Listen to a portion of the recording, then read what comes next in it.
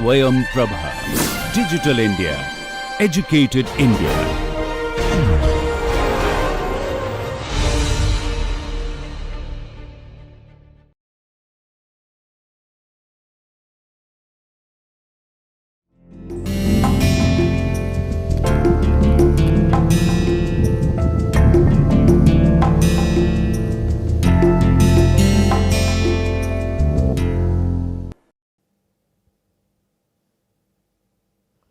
Welcome dear learners to the session of Managerial Economics. I am Dr. Supriya Jain, working as an assistant professor in the Institute of Business Management at GLA University, Mathura. So, let us begin with our next lecture. Before we move to this lecture, let us look at the topics which we have covered in our previous lecture. In our previous lecture, we have talked about these principles which are very important for a manager to know, because these are the principles which help them to make their decisions better and to plan out their activities in the business.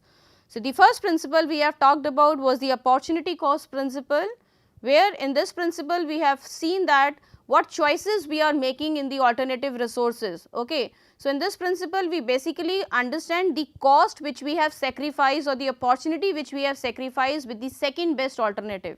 For sure we have taken the best alternative, but the second best alternative which we have sacrificed is known as opportunity cost.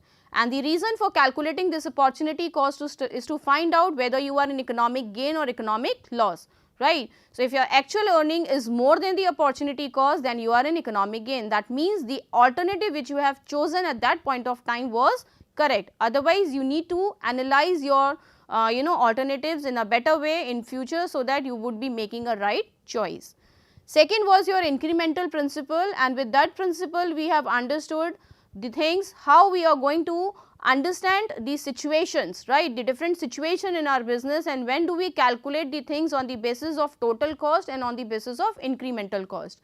Incremental cost is the increased cost, the cost which will incur because of any change you are making into your business activity, whether it is related to the product, whether it is related to the production size, or you are implementing new machineries in your business, or you are expanding the size of your business. So, whatever these may be at stake, or whatever the change you are making in your business, because of which if your cost is increasing.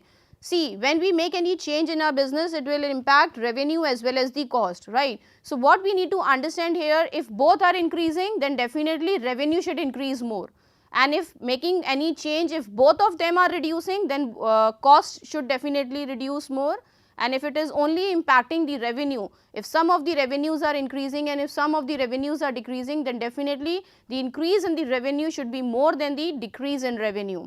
And same applicables to the cost, if different costs are being affected, some of the costs are reduced and some of the costs are being increased, then definitely the percentage of reduction in the cost should be more than the cost which are increasing, right. So, analyzing all these facts, if we are making any decision, right, or if we are making any change in our business, that change will be a profitable change, right. And then this time perspective principle told us about how a manager need to make a balance between a short run as well as in the long run. So, whatever the decisions we are making, we need to keep into account the impact of that decision in our business in a shorter period as well as in a longer period of time, right. We cannot focus only one time frame, right. We cannot keep on thinking like we will be getting benefit in the longer run, no problem whatever we are doing in the short run, that cannot be the case, right.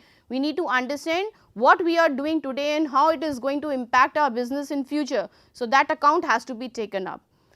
The next was your discounting principle, which help us to understand the time value of money, how we are going to understand the present value of our money, as the rupee worth today is not going to worth tomorrow and its value is decreasing day by day, that we all know, right. And the inflows and outflows of cash takes place at different intervals of time in business. So, this discounting principle will help you to know the present value of your money, so that the financial decisions you are making, you would be able to make them correctly. And lastly, this equi-marginal principle, since we have limited resources. So, how we are going to allocate these resources in our business activities, so that the marginal productivity which we are going to get at the end from different activities should remain same, and we should not be facing the problem of over and under utilization. So, this is what we have discussed in our previous lecture. I hope it was clear with every one of you. Now, let us begin with our today's class, where we are going to understand the different aspects of demand. So, these are the learning objectives of this lecture. First, I will be introducing you to the basics of demand, and it will help you to understand its relevance in economic decision making. So, what is demand and how the demand is helping you to make different decision in your business, that is what you are going to understand first. Secondly, in this you will be able to analyze the different determinants of demand, the factors which affects the demand of the commodity and how it is going to impact the demand curve. Thereafter, you will be able to understand the different types of demands we are having. Then we will also understand the establishment of functional relationship between demand and its various determinant, that is the demand function, what is the relationship between the demand and its determinant. And lastly, you will understand the movements and shifts takes place in the demand curve, how do they take place and what are the factors which affects the movements and shifts in the demand curve. So, let us begin with the very first part, where we are going to understand this word demand. See, this is the word which we usually hear, but how are we going to define it, how we are going to understand it, right? People have lot of needs and desire, right? Everybody wants to have each and everything, but will be calling it as a demand, and how it will be converted into demand, that is what we are going to understand here. Demand is basically defined as a want, need or desire, which is backed by willingness and ability to buy a particular commodity in a given period of time at a given price as well, right. So, for demand, for the accomplishment of a demand, it is very important for a person to have a need or a desire, right. If you want something, if you need something, then only you will be demanding it, but that need and desire is not enough for the accomplishment of demand. We should be having a willingness to pay for it as well as the ability to pay for it. Everybody of us want to have a premium car, right. So, if a producer of a car went out in the market to find out the demand for that car, and if we ask everybody how many of you want to have this car, so everybody would say yes, I want to have this car, but we have to see thus they have that ability to pay for it or not, right. So, ability is again very important. If you do not have the ability, you have a desire to buy it, but you do not have ability or capacity to pay for it, then it will not be converted into demand. Again, if you have a desire to pay for it, if you have a ability to pay for it, but you are not willing to pay, right. If your willingness is not there to pay, then again it will not be converted into demand. So, for demand, it is very important to have these three attributes. The first one is to desire, willingness as well as the ability. Again, we can see if we are willing to pay, we are able to pay, but we do not have a desire to buy it, then again it will not be converted into demand. So, for demand or having a proper demand of something, it is very important to have a desire and a ability as well as a willingness to pay for it.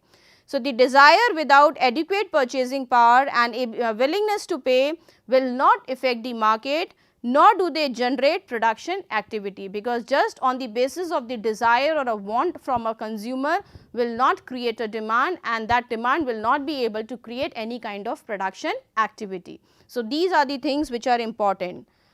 So, only an effective demand figures are used for the economic analysis. So, economic analysis for the production purpose and for finding out the economic analysis, the effective demand are only being considered, which are covering all the three attributes which we have talked about: the desire to buy it, willingness to pay for it and a ability to pay for it, right.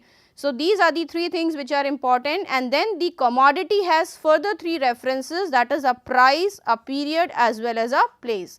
At what price you are demanding, at what period of time you are demanding, and at which place you are demanding, right. So, these are the again three further references which are very important for the accomplishment of a demand, that is a price, period as well as a place.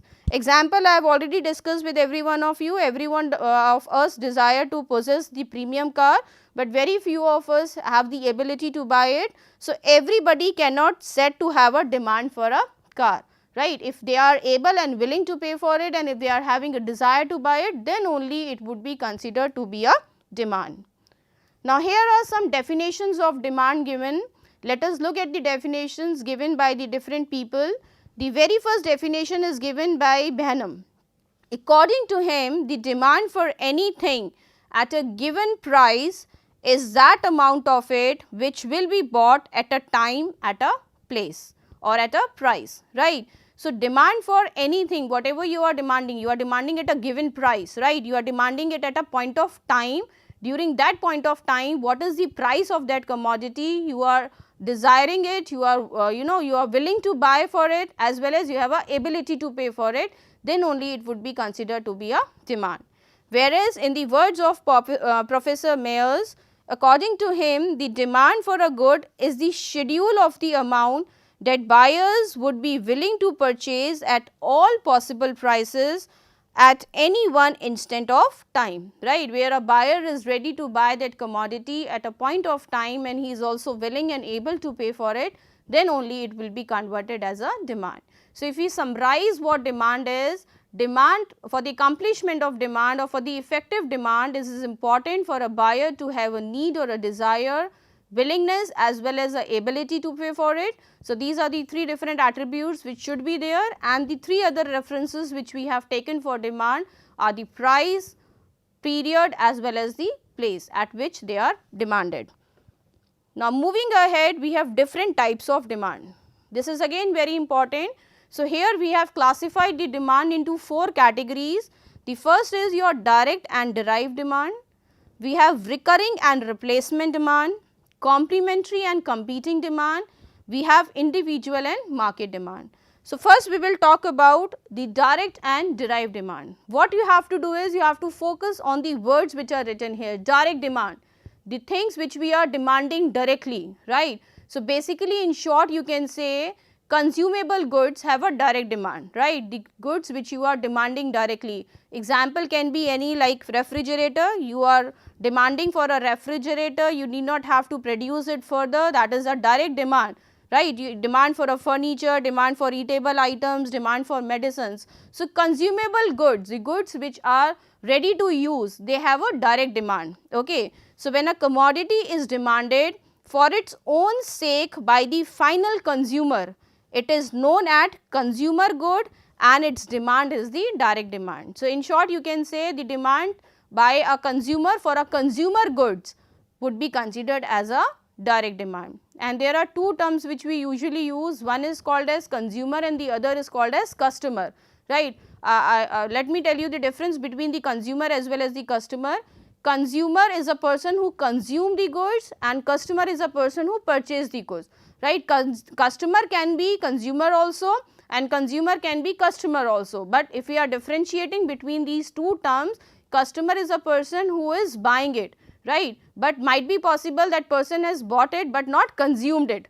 The person has purchased that particular thing for somebody else. So, the ultimate person who is going to consume it would be considered to be a consumer, right. So, demand for consumer goods would have a direct demand, whereas demand for capital goods, a capital good is demanded for using it either as a raw material or as an intermediary, and its demand is the derived demand, right. Like if I am demanding for a construction of a house, right. So, for the construction of a house I need different things like I need bricks, material, right, I need cement, I need iron, I need steel. So, demand for all these things would be the derived demand. Okay. So, demand for raw material, demand for machineries would be considered to be derived demand, because we are not going to use them directly, these are the capital goods, we are demanding them for some purposes, right. Like the example I have given to you.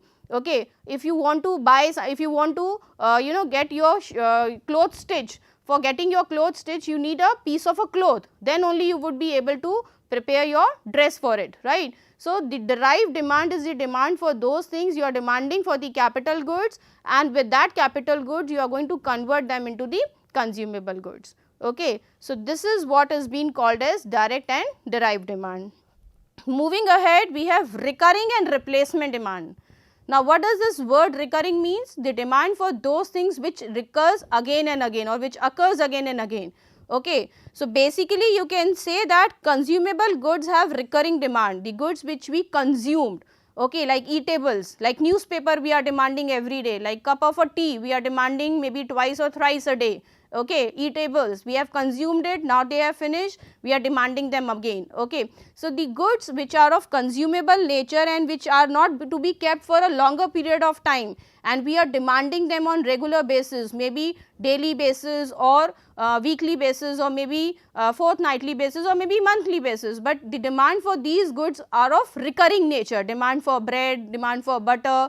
So, these are of recurring nature, they are being demanded again and again, whereas replacement demand is the demand for durable consumer goods which are kept for a longer period of time, right. If you have purchased a television for your house, you are not going to demand the another television the very next day, or maybe after a week, or maybe after a month. You are going to consume it for a longer period of time, and when the technology changes, or maybe there is some wear and tear, then only you will replace it, right. So, after a considerable period of time, you are going to replace those goods. So, demand for such good is of replacement demand nature, whereas the demand for those goods which we demand again and again in a shorter period of time, we call it as a recurring demand, right. So, consumer good examples are already written here, eatables like newspaper, like petrol in a car, and durable goods demand like your television, furniture, cars and all. Next is complementary and competing goods demand. Now, what are these complementary goods? Complementary goods are those goods which are having the joint demand, right, which we consume together, like pen and ink. Pen without an ink is of no use, mobile without a SIM card, printer without a cartridge, car without a petrol, right. So, they are having complementary demand, goods which are demanded together, right. So, the goods which create a joint demand are the complementary goods like car and petrol, mobile and SIM card, whereas goods that compete with each other, those who are substitute of each other, like in place of tea you can have a coffee, like drinking a Pepsi or a Coke, okay. So, which you can substitute for one for another. So, those goods are having competing demand, they are competing with each other. Complementary goods which are being used together, which creates the joint demand, whereas competing demand for those goods which are substitute for each other, which can be used in place of another. So, those demand would be considered to be a complementary and competing demand. Then next we have individual and market demand. Demand by an individual consumer, right. Demand for an individual person, that would be considered to be an individual demand, right. That person is an individual person, and if you are studying only the demand of that specific person, would be considered to be an individual demand, whereas demand by all the people in the market would be considered as a market demand, right. So, for an individual person, again when we talk about the determinants of demand, we are supposed to take the demand of an individual person, how an individual person is going to impact the demand of any commodity. But for the understanding of from the producer's point of view, how much product they should produce, they need to understand and they need to analyze the market demand. What is the demand by a market? So, demand by all the consumer for its product known as market demand. Demand for an individual consumer is an individual demand, whereas industry demand is the demand for the product produced by all the firms in the industry, right. If there is a industry and whatever the firms are been producing in that industry, so that would be constitute as an industry demand. And there is a difference between the firm and industry. How do we differentiate between them? The firms which are dealing in a same product line comprises a industry, like we call it as an educational industry, we call it as an hospitality industry, we call it as an banking industry. So, the firms which are producing goods of a same nature, right, providing services of the same nature constitutes an industry. So, if you are calculating the industry demand, then all the firms working in that particular industry, production made by them would be considered to be an industry demand, right. So, I hope these different types of demands are clear to every one of you, where we have talked about direct and derived demand. Direct demand is the demand for consumer goods, whereas derived demand is the demand for capital goods. Okay. Then we have talked about recurring and replacement demand. Recurring demand is the demand for those goods which we demand again and again, consumable goods, right, which we consume, they finished and we consume them and then we demand them again. Whereas durable consumer goods which we can use for a longer period of time, they have a replacement demand. Then we have complementary and competing goods demand. Complementary goods which creates the joint demand which we consume together, So, those are considered to be a complementary goods, whereas competing goods are those goods which can be used in place of one another. So, demand for those goods will be of competing nature. And lastly, we have talked about this individual and market demand. Demand by an individual person is an individual demand. Demand by all the consumers in the market would be constituted to as an market demand. And industry demand is the demand for the product produced by all the firms in the industry. Okay. Now, let us move to the next heading where we are going to talk about the determinants of demand.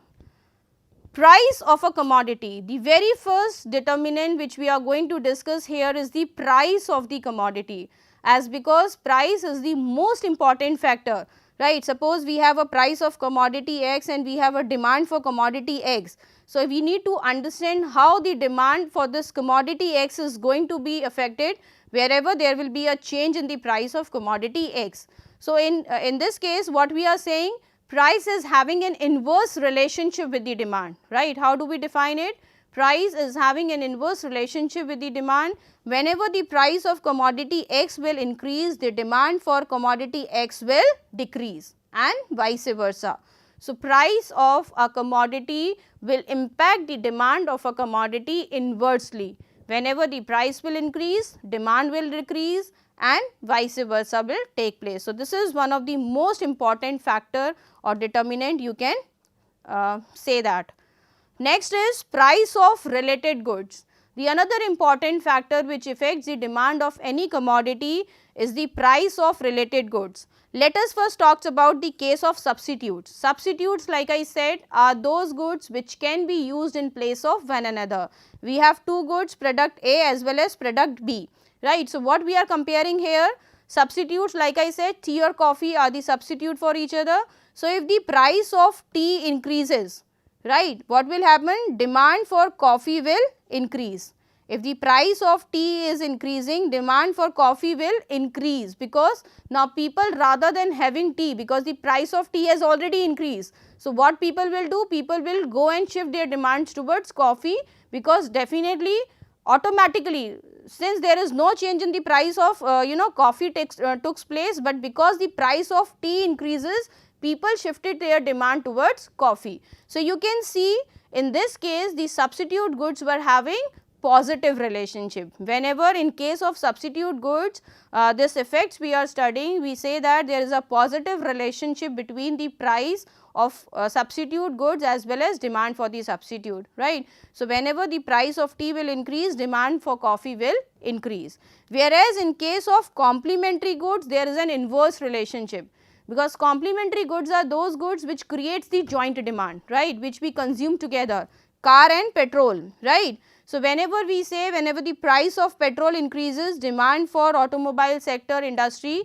decreases. Why? Because they are complementary goods, they are being demanded together. So, if the price of one commodity will increase, definitely the demand for another commodity will decrease. So, there is always an inverse relationship in case of complementary goods. So, for your better understanding, price of a commodity is having an inverse relationship, like I told.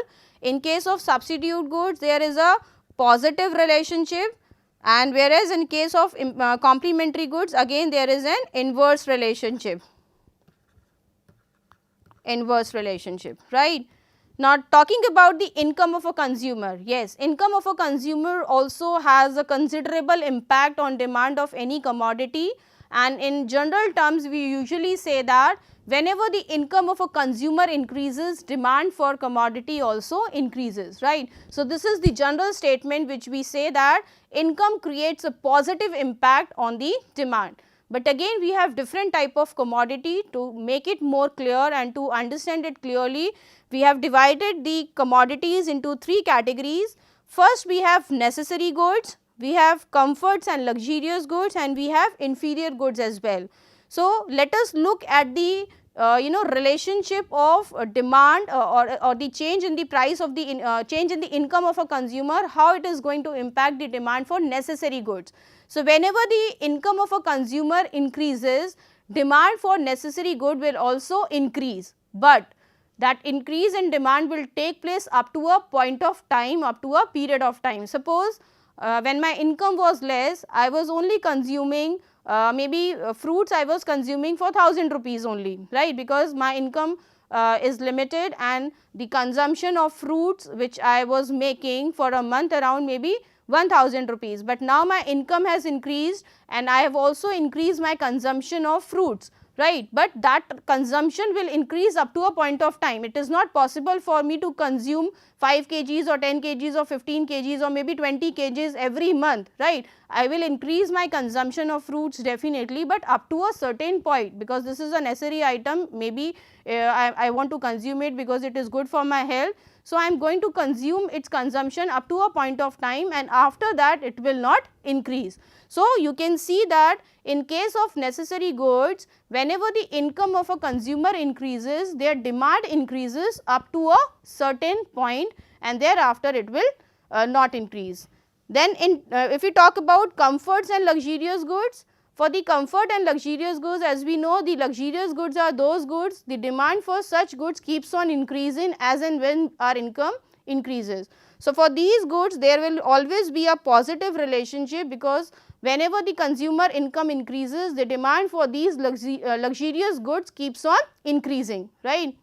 People demands to have more and more of luxurious goods. Whereas, in case of inferior goods, now what are inferior goods? Inferior goods are basically those goods which are having lower quality, right. There is no such defined inferior goods we have, but yes, definitely in case of a comparison we can make inferior goods are those goods which are having a low quality goods, right. So, when the income of a people increases or whenever the income of a consumer increases, demand for inferior goods will decrease.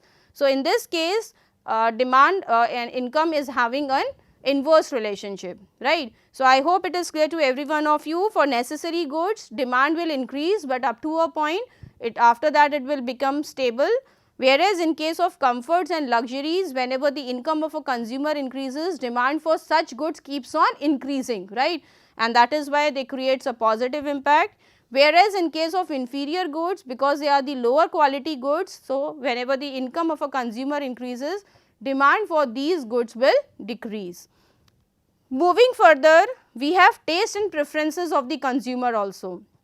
Taste and preferences of a consumer also have a significant impact on the demand of any commodity, and since taste and preference of a consumer keeps on changing, they are not their taste and preferences are never same for the longer period of time, right. So, if the taste and preference of a consumer is in the favor of that commodity, then definitely the demand for that commodity will increase. If the taste and preference of the consumer is not in the favor of that commodity, then the demand for that commodity will decrease. So, that depends upon the taste and preference of the consumer, right. What is the trend taking place? If people are demanding liking those things, then demand will be more, and people are not liking those things, then demand will be less.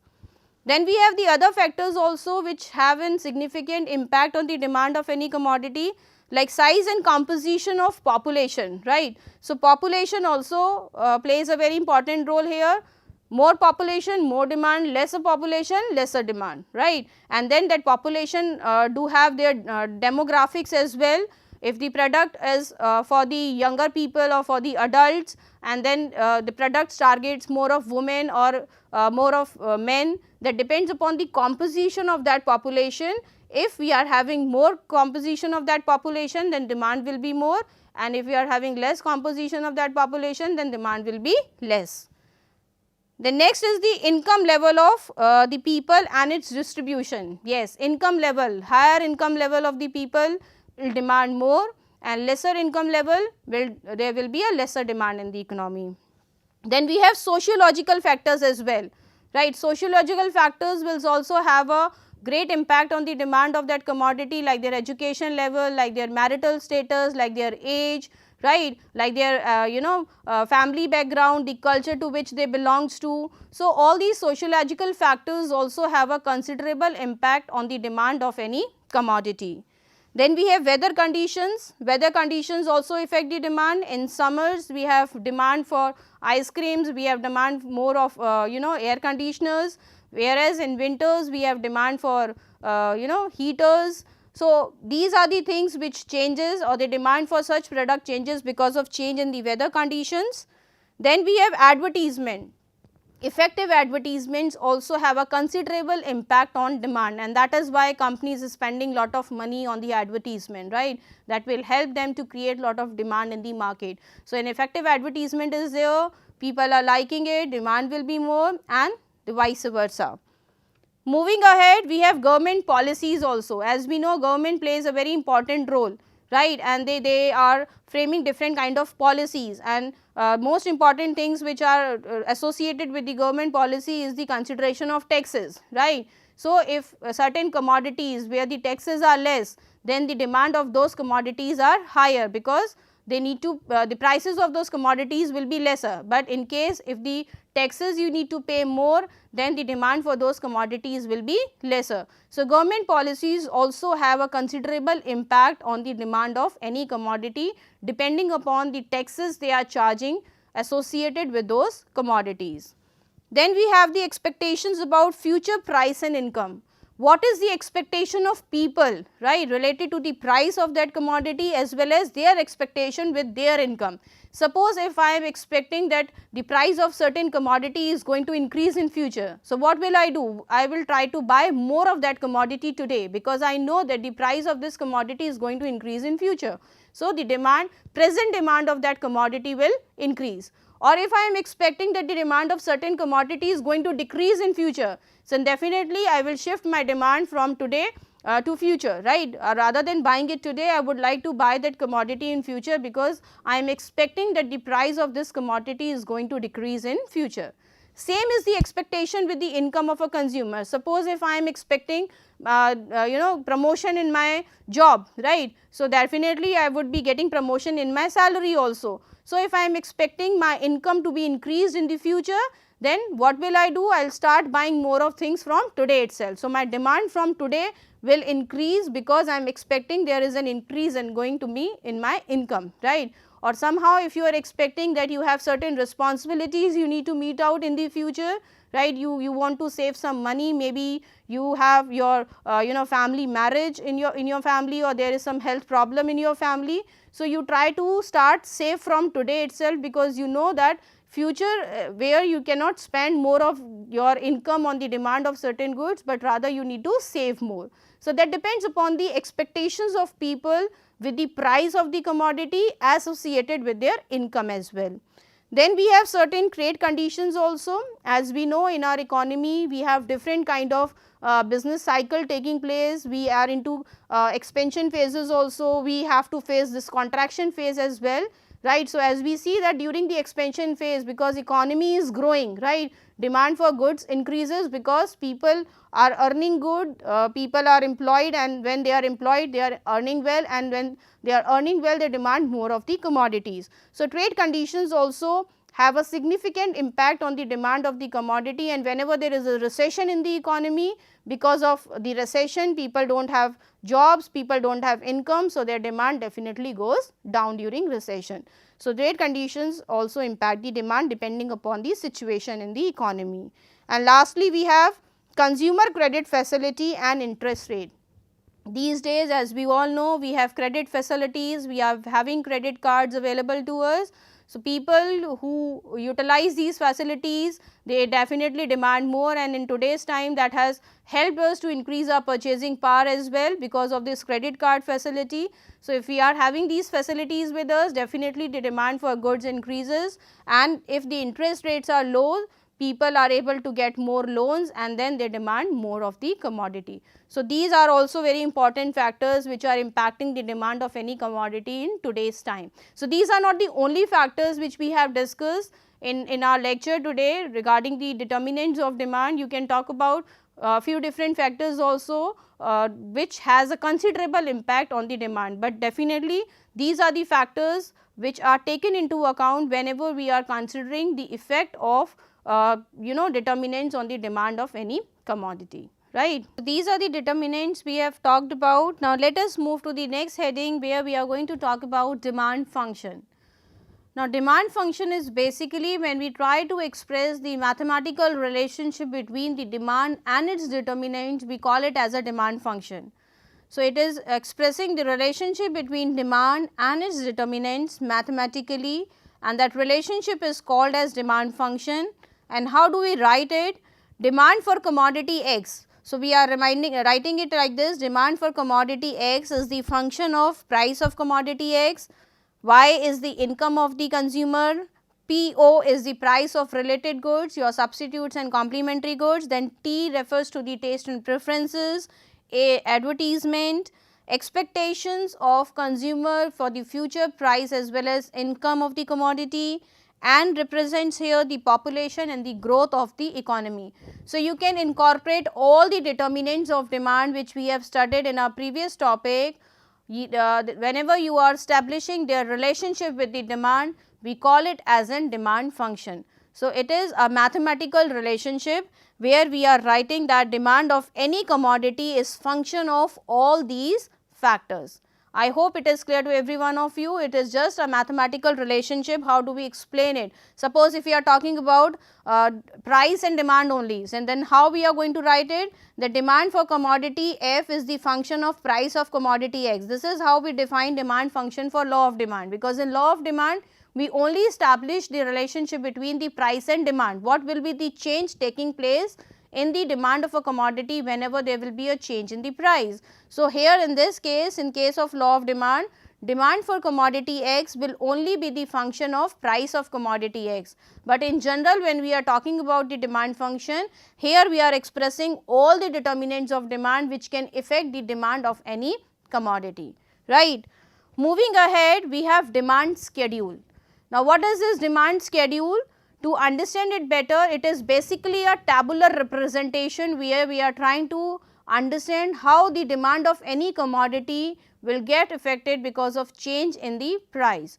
So, here we have divided the demand schedule into two categories, where we are going to talk about individual demand schedule, and next we are going to talk about the market demand schedule. So, let us first start with the individual demand schedule. What is this individual demand schedule? Individual demand curve is the table showing different quantities of a commodity that one particular consumer is willing to buy at different levels of price during a given period of time. So, here we have this table. On the left side, we are showing the price of sugar per kg, and it is the demand of the consumer, quantity demanded per month by a consumer, an individual consumer. You can see when the price of sugar per kg was 1, then the demand was 5 kg, and as and when the price of sugar is increasing, demand is reducing, right. So, here you can see that whenever there is an increase in the price, the quantity demanded for that commodity keeps on decreasing. So, it denotes that there is an inverse relationship between the price and quantity demanded, right. This we have already studied, that whenever we are considering the price and demand together, there will always be an inverse relationship shown for price as well as quantity demanded, and there are two things which we are calling, one is quantity demanded and one is quantity demanded. So, how do we differentiate between quantity demanded and quantity demanded? Whenever we are referring it to the price, right, when we are establishing a relationship between the demand and the price, we usually call it quantity demanded, right. Whereas, when we are studying the impact of other factors, other than price, like income of the consumer, taste and preference of the consumer, price of related goods, so that time we usually call quantity demanded, right. In reference to the price, we call it quantity demanded, whereas when we are referring it with the factors other than price, then we call it as an quantity demanded, right. So, this is how we understand the individual demand curve, demand by an individual customer, and how the demand of an individual consumer will get affected because of change in the price. Now, next is your market demand schedule. Now, market demand schedule, here one assumption we have taken, that is we are only having two buyers in the market, and to understand this market demand we have taken only two consumer. So, again this table is helping you to understand the market demand, where we have summarizes the demand by both the consumer, that is in market A and market B. So, first column shows the price of the sugar per kg, then the next column shows the quantity demanded per month by the consumer one, and then the next column shows the quantity demanded by the consumer second, and in the market demand we are combining the demand by consumer 1 and consumer 2. So, here also you can see as and when the price of sugar is increasing, the demand for the commodity is decreasing. So, this market demand schedule will also help you to understand how demand will get affected because of change in the price of a commodity, and these demand schedules are basically the tabular representation of the establishment between the price as well as demand, right. To understand the law of demand better, we represent it by the way of this scheduling. Now, we have demand curve. Further moving from demand schedule to demand curve, here we have a graphical representation. Okay. Whatever we have studied in a tabular form in the demand schedule, here this is what we are going to understand in a graphical form. We represent the demand curve. Demand curve is a graphical representation of demand schedule or demand function. A demand curve for any commodity can be drawn by plotting each combination of price and demand on the graph, right. The quantity which we have seen in the previous slide, if I go back, I show you this chart, and if we are going to plot these figures, like on the x axis we always keep quantity demanded, and on the y axis we keep the prices. So, we are going to plot these points which we have seen here, prices we will keep on the y axis, and this is the market demand which we are going to represent on the x axis. So, this is how we can represent our demand curve, right. So, demand curve is being shown like this. Like I said, price is also to be kept, always to be kept on the y axis, because price is an independent variable. It is the effect of price which we are studying on demand. So, being a dependent variable, we always show quantity demanded on the x axis, right. So, this is again the demand for the consumer 1 and this is the demand for the consumer 2, and then when we combine them together, we have this market demand where we are showing the demand of the total market altogetherly, and this always be an inverse relationship, because we know whenever there is a change in the price taking place, or whenever there is an increase in the price taking place, the quantity demanded for that commodity will decrease. There will always be an inverse relationship. So, that will always be showing this downward sloping curve.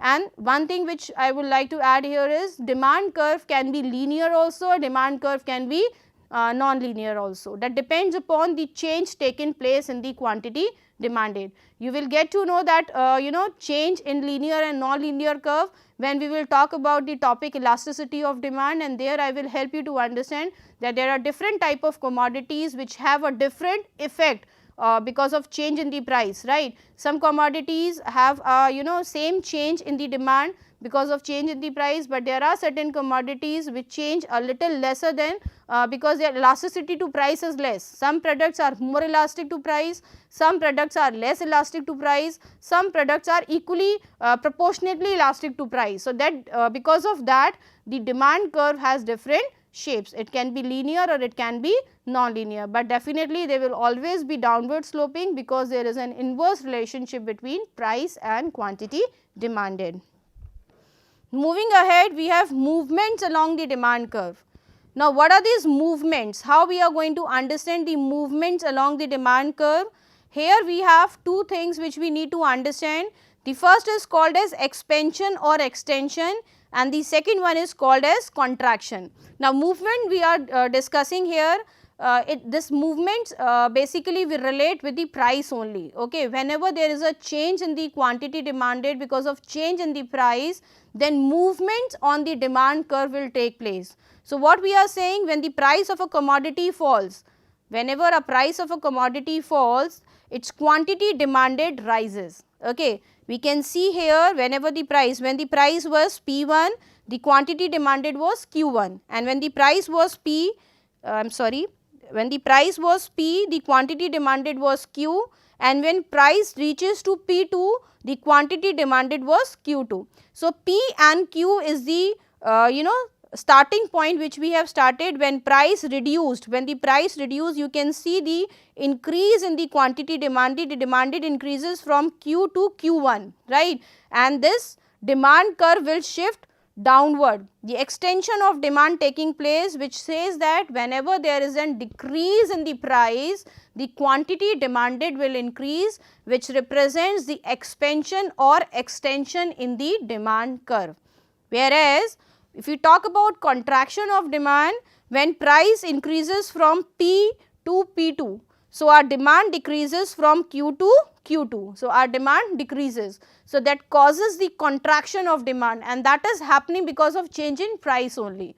So, movements on demand curve will take place only because of change in the price. Whenever the price will increase, the demand will decrease, that causes the contraction in the demand curve, whereas whenever the price will decrease, the demand will increase and it will cause an expansion to the demand curve, right. So, this is how you need to understand the movement along our demand curve, and that take place because of change in the price.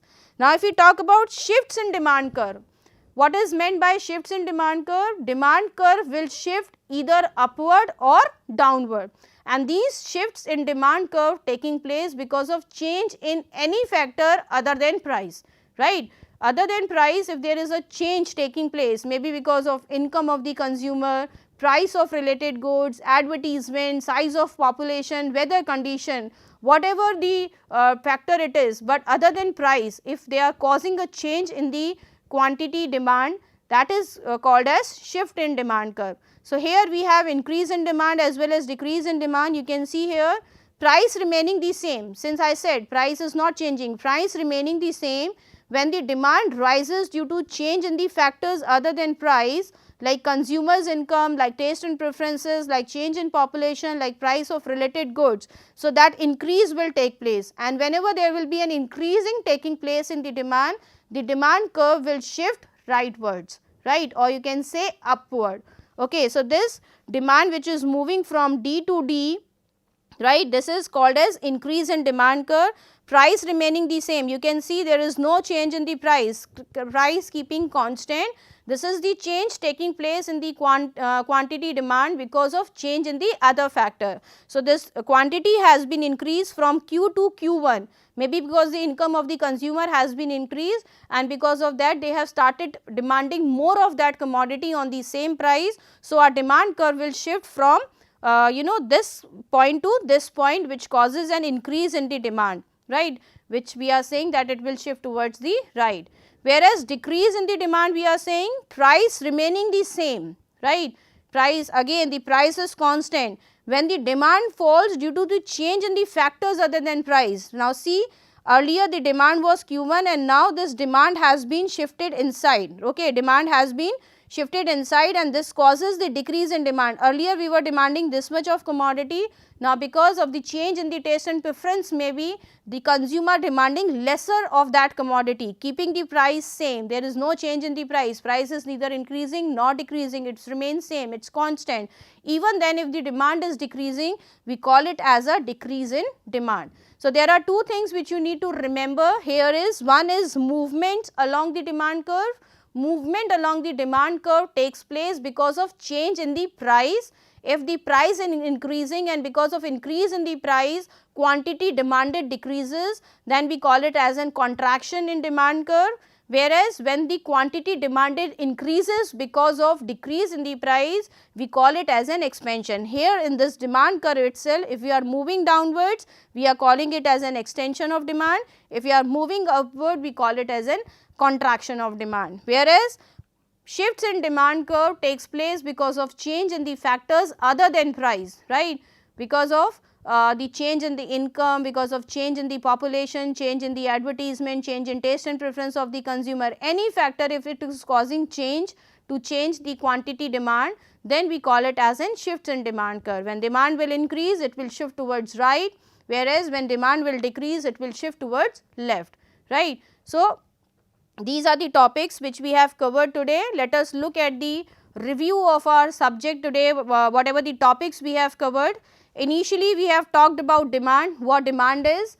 Demand is basically a need or a desire of something which is backed by an ability and willingness to pay for it, right. Many people have a desire and need of many things, but that cannot be constituted to be a demand, right. to be an effective demand, it is very important that a person is also having an ability to pay for it as well as willingness to pay for it, right. Then only it will be constituted to be an effective demand, and with this effective demand only the further decisions can be taken that what to produce and how much to produce. Okay. So, this is how we analyze the demand in the market, by looking at the willingness as well as ability and desire of a person to buy certain thing at a given point of time, at a price as well as at a given place. So, again 3 attributes which are being added to the demand is the price, a period as well as a place associated with that demand.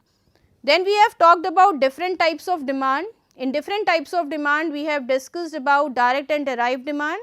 Direct demand is the demand for those commodities which are of consumable nature, right. Consumer goods are having a direct demand which you are demanding directly and which you are consuming directly, which does not need further processing. Whereas derived demand is the demand which derived out of something, okay, which you are not directly demanding. Demand for capital goods, right, you are demanding, you want to construct a house for yourself, but for the construction of a house you need bricks, you need cement, you need iron, you need wood. So, all these things which comes out of the demand of that construction of a house would be constitute as a derived demand, right. Then we have talked about recurring and replacement demand. Demand which are of recurring nature, commodities which we are demanding again and again, consumable items which we consume and then we demand them again, those demands are of recurring nature. Whereas replacement demand is the demand for those goods which are kept for a longer period of time, which are called as durable consumer goods. Like if we have purchased furniture, then we are not demanding it again and again, we are going to use it for a considerable period of time, and after a period of time we can replace it, maybe because of wear and tear or maybe because of change in design or anything which you are not liking after a period of time, after usage of it. Okay. So, replacement demand is for the durable consumer goods and recurring demand is for the consumable goods which you consume and then you start demanding them again. When thereafter we have competing and complementary goods demand. Competing goods are those goods which can be used in place of one another. So, demand for those goods are of competing nature, they are also called as substitute goods, whereas complementary goods are those goods which creates the joint demand which are being demanded together. So, demand for those goods would be of complementary nature. And thereafter we have talked about individual and market demand. Demand by an individual consumer would be constitute as an individual demand. Demand by all the consumers in the market would constitute as a market demand, and for the study of what to produce and how much to produce would be answered by this market demand, whereas the determinants of demand are being studied on the basis of individual demand. How individual will demand anything and what are the factors which will affect the demand of any commodity will be studied on the basis of individual demand. Thereafter, we have talked about the determinants of demand. There are different factors which affects the demand of the commodity, and the most important factor is the price of any commodity, right. Price of any commodity has a considerable impact on the demand of that commodity, and there is always an inverse relationship, because we say that whenever the price increases, the demand for that commodity automatically decreases, right. And then we have price of related goods also, where we have seen the impact of substitution goods and complementary goods. In case of substitute goods, there will be a positive relationship, because a price of substitute commodity increases, then demand for that another commodity will also increase, right. Whereas in case of complementary goods, there will be an inverse relationship, because these are the goods which are jointly demanded. So, if price of one commodity will increase, demand for another commodity will decrease. Thereafter, we have talked about the income of the consumer. Generally, we say whenever there is an increase in the income of a consumer, demand will increase, but that depends upon the nature of the commodity again. For the necessary goods, whenever the income of a consumer increases, it increases up to a point, thereafter it will not increase, whereas in case of luxurious goods, there is always a positive relationship. Whenever there will be an increase in the income, people will demand more of luxurious goods, whereas inferior goods, whenever the income of the consumer increases, demand for inferior goods will decrease. So, here they have the negative relationship. Then we have other factors like taste and preferences of the consumer, weather conditions, right, If there is a hot weather, then demand for those goods will increase which are demanded in summer. When there is a cold weather, then demand for those goods will increase which are demanded in winter seasons, right. We have size of population also, more people, more demand, lesser people, lesser demand, credit card facilities, rate of interest, bank rate of interest. Nowadays people demand more of their goods because they are having credit facilities available to them. So, demand will definitely increase. Then we have other factors like future expectation of price as well as income of the people, how they are expecting the increase in the price of that commodity in future and how much increase they are expected in their income. So, these are the different determinants. Advertisement effect can be there, right. Sociological factors are there which impact the demand of any commodity. So, there are different factors which affect the demand of the commodity, and if they are into the favor of those things like government policies, right. If the government policies are in favor of those commodities, then there will be higher demand.